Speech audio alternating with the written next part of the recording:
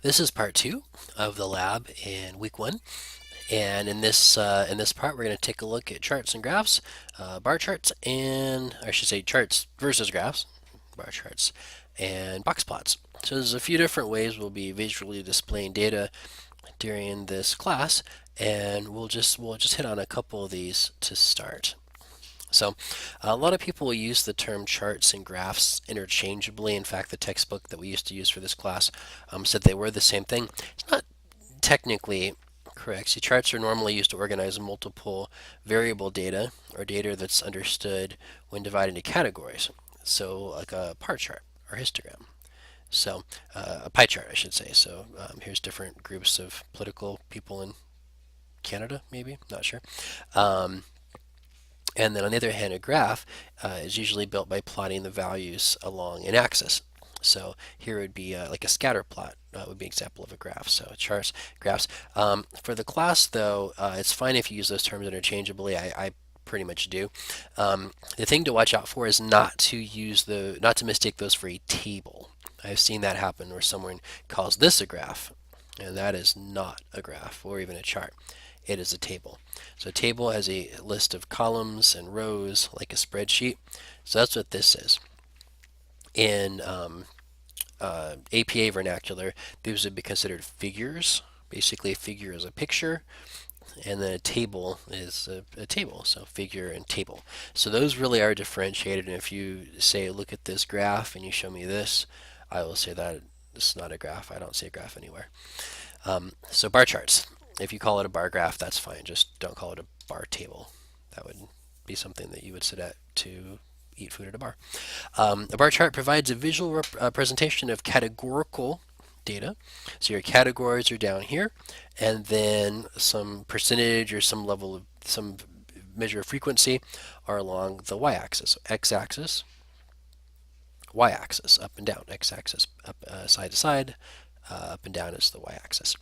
So if you're comparing the number of, I don't know what this is, something, maybe crime, not sure, in each country, then in the U.S. there's 700, and then in Canada there's 100, and so forth. So that's a bar chart.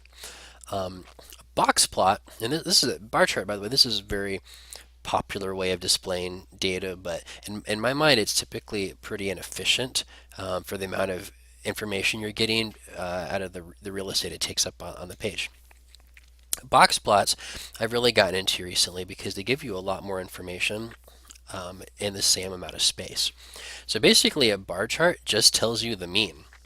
So the mean in the US is 700. The mean in Russia is 525. The mean in Europe, on average, is 120. So basically, all this right here just gave us, what is that, seven means. That could have been like this much space in a table. So very little information and a lot of space.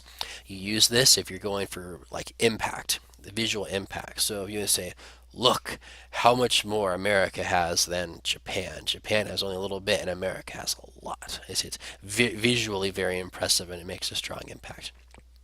I don't know what this is even measuring, but you can tell the US has a lot more, and Russia has a lot too. But poor Canada barely has any. Unless it's something bad, then yay, Canada.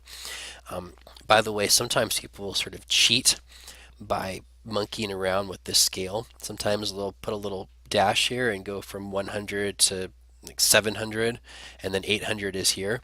So even though the difference is very small, it makes it look like a really big difference. So always look at the scale over here. If it's interrupted, if it's not, is 0, 1, 2, this is fine. But if it went 0, 700, 800, then the differences are minor, and it just makes it seem like the US is a lot more than Australia or something. So watch out for that.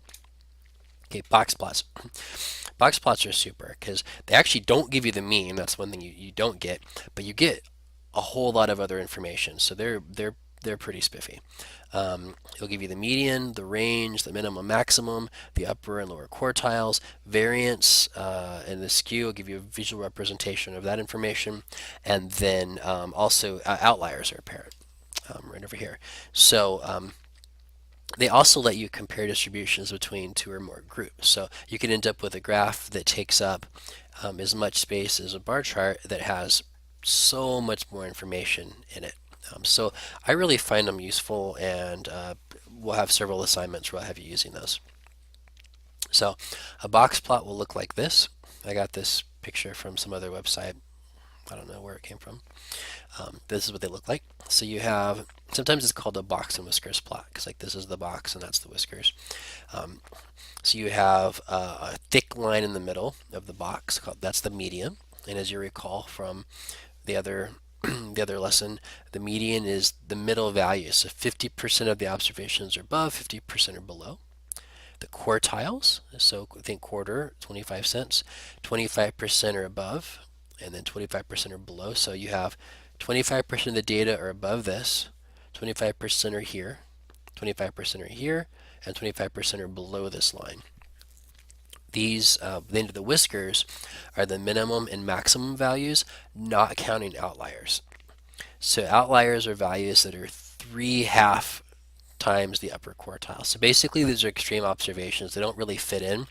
An SPSS will either be a dot or an asterisk, depending on how far away they are from the whiskers.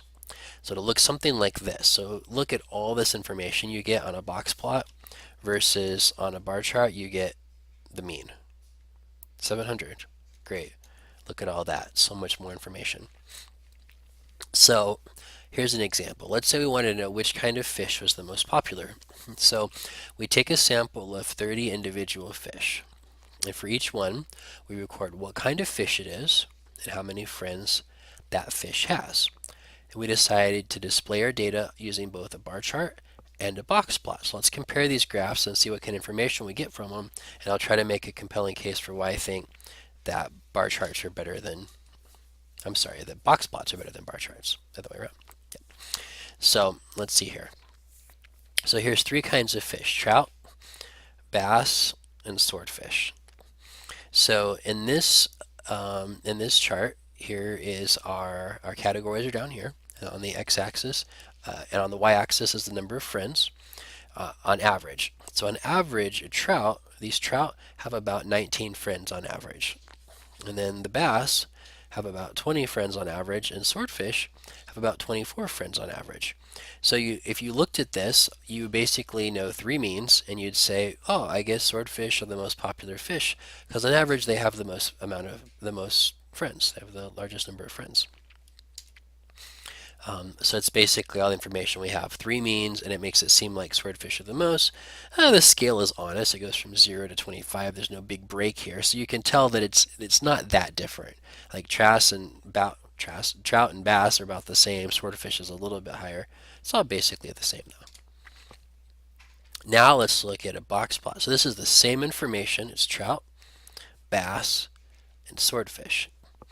And we don't know the means anymore, but we do know the median. So the dark line in the middle, the median trout has about 20 friends. The median bass has about 20 friends. The median swordfish, 25. So about the same as what we saw before. But the first thing that really jumps out about this is the difference in the variability. Because this is the maximum and the lowest number, maximum and minimum, maximum, minimum. You look at the trout, it goes from about 17 to maybe 21, 22. So very little variability, a little more variability, a lot of variability in the bass, right? So we might say that bass are very controversial fish. All trout, at least in our sample, they have about the same level of popularity. They have between 17 and 21 friends. There's no trout that are really popular, and there are no trout that are really unpopular. Same thing with the swordfish. They all are about the same popularity. But oh my goodness, look at the bass. They are controversial fish. You have some bass. This bass up here has 40 friends. It has way more friends than any swordfish and any trout. Way more friends. But this bass at the bottom has one friend.